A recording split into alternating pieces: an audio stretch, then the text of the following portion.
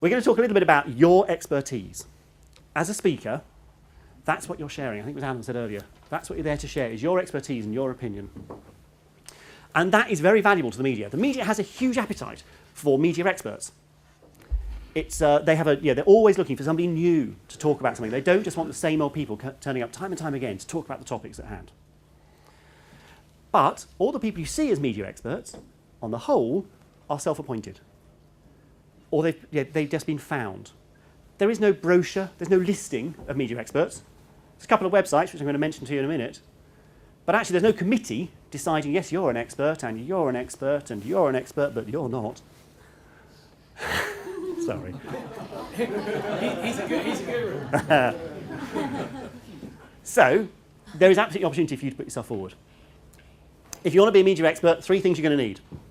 First of all, you are going to need something to say. Media experts tend to take one of 2 roles. They're either there to explain or they're there to comment. And I can't remember who it was who touched earlier on about explaining. I think, maybe Alan. If you have got the talent to take something really complicated and explain it in really simple terms, the media will lap you up. They really will, particularly if you're in the health area, technology or science. Or legal affairs is becoming more and more important as well, actually. If you can take something really complicated and explain it in the way that a layman would want to hear it, that's a brilliant entry into being a media expert. The other thing, though, is a lot of experts are called in to comment, to give an opinion. But you don't hear media experts on TV going, yeah, that's all right, it'll do, yeah, okay. What you hear is media experts saying, this is the best thing that could have happened. This is exactly what our industry needs. This is the worst thing the government could have done. This is going to ruin us. You need to have an opinion. You need to be able to stick your head above that parapet. You need to be prepared to actually say something worth hearing. If you're not a person of strong opinions, I would suggest media punditry is probably not your area. So that's the first thing you need to be a media expert. You need to have something to say. Second one is, you need a deadline. When I was a producer on the 1 o'clock news on BBC One, my shift started at 8 o'clock in the morning. That was 5 hours before the programme went on air. In that time, I had to find an interviewee on whatever the topic was of the day. I had to get to them or get them to me. I had to do the interview. I had to get it back to the edit suite. I had to edit it and get it into the gallery for transmission in 5 hours. It was an incredibly tight time schedule.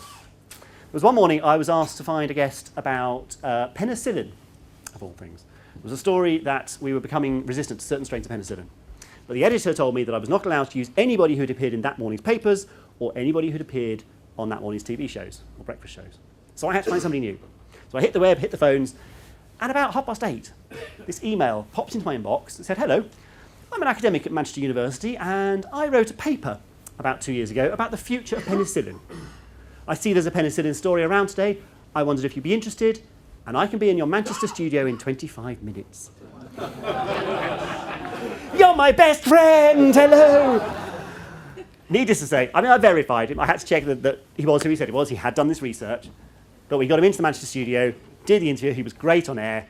He was delighted because he got promotion. The university was delighted because their academic research got promoted. And we used him several times subsequently to that because he was actually a really, really good person at explaining complex health stuff. So if you want to get comments, particularly on a story of the day, get moving. By lunchtime, certainly the daily papers for the following morning, and even the breakfast programmes will have started to pin down who their experts are going to be. So you need to move fast. If you know that something's coming up, if you know there's going to be an announcement made, or you know there's an industry news about to break, preempt it. Email the journalist or ring them and say, did you know that this announcement's coming up? To which most journalists will go, no. So you've already tipped them off, you're in the good books, I can talk on this, here's my expertise, and all of a sudden you've saved them the bother of having to find an expert. So that's the second thing you need to be a media expert, you need a deadline, you need to get moving. The third thing you need to be a media expert is you need profile. You need to be found.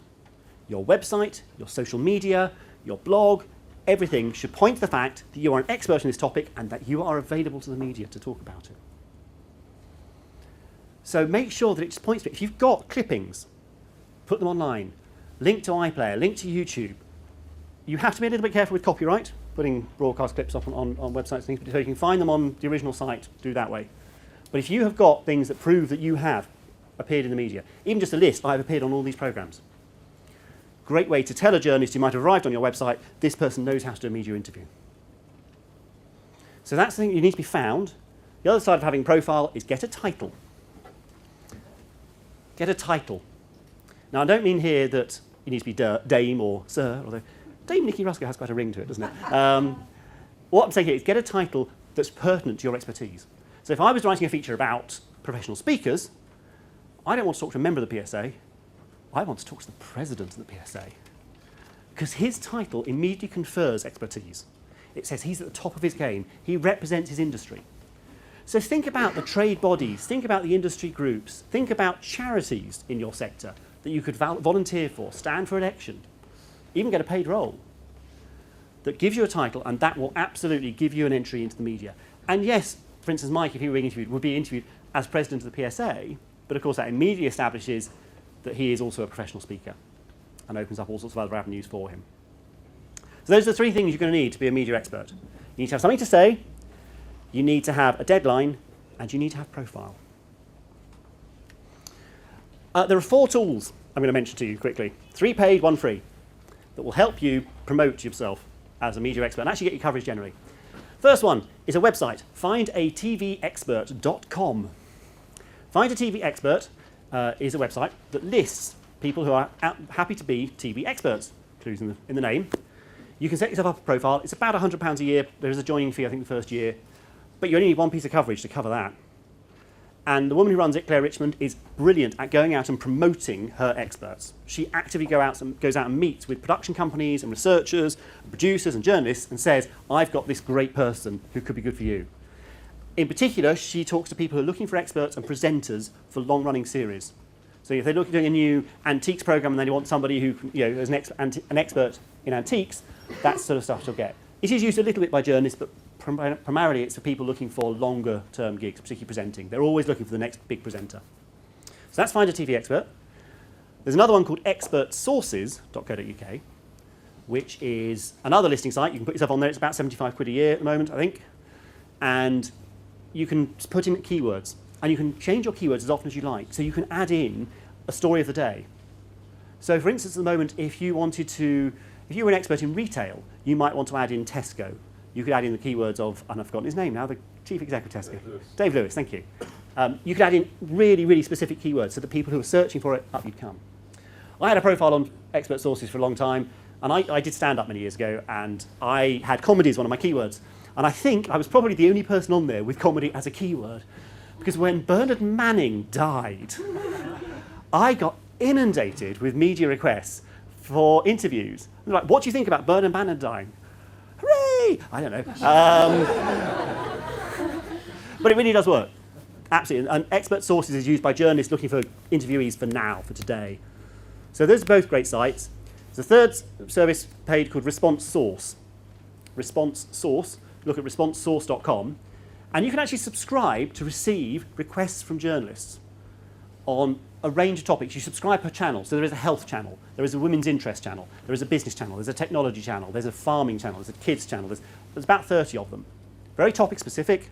You subscribe for a year, and then you receive by email requests from journalists. And they could be looking for case studies, interviewees, locations to film, images, products to review, all sorts of things. If you go on the Response Source site, you can do a week's free trial. And actually, it's worth trying. Find the categories that connect to your sector and try that. It's a really useful service. The fourth one, and this is the free one, is a hashtag on Twitter.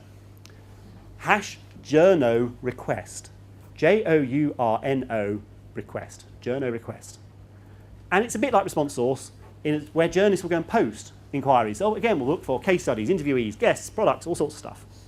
And you can respond to any of them. It's free. And I've done sessions like this at a number of PSA regions over the last few months. And after every single one, I've had at least one person who's emailed back going, within a week, I had coverage in my key publication through Journo Request on Twitter.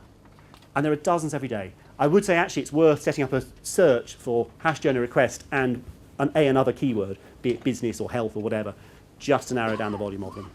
But it's a really useful free tool. So there's 4 tools to use to help boost yourself.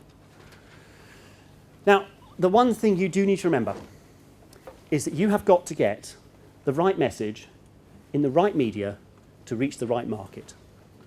Otherwise, it's not going to work. You've got to know what it is you want to communicate. And I think this absolutely goes back to your point, sir, about what are you selling? Are you selling yourself? Are you selling your expertise? Are you selling a product? Are you selling a service? Are you selling a workshop? Whatever. Which media do I want to get it into? Because I need to reach the right market. And I'll give you an example. A few years ago, I was asked to be on a program called Make Me a Million.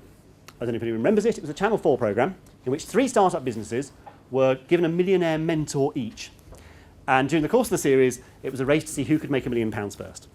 Needless to say, none of them came anywhere close. One of them actually made a walloping great loss, because startups do.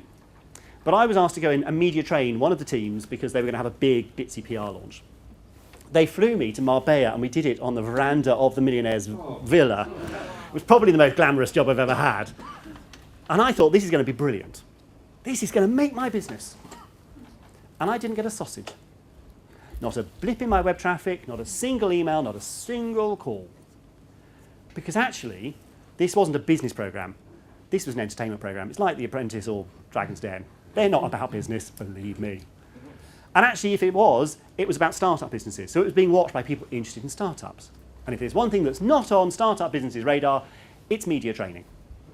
So it was completely the wrong market for me. A couple of years later, I became a regular pundit on BBC Two's Westminster Live. And I was going on talking about public affairs and critiquing media interviews and all this sort of stuff. Now that programme is watched by political pundits, it's watched by political parties, campaigning groups, lobby groups, trade unions, government bodies, NGOs, all those sorts of bodies. And they all buy media training. And a few appearances on there made my business. Because it was the right message in the right media to reach the right market. And that's what I would really encourage you to do. Every single person within this room could start engaging with the media, start raising their profile. As a speaker, you have amazing expertise to share. And there is a ready market for it. Not only is the media looking for it, but your customers are looking for it. And where are they looking for it? Through that media. So I would really encourage you to think about getting your message in the right media to reach the right market. Thank you very much. Thank you.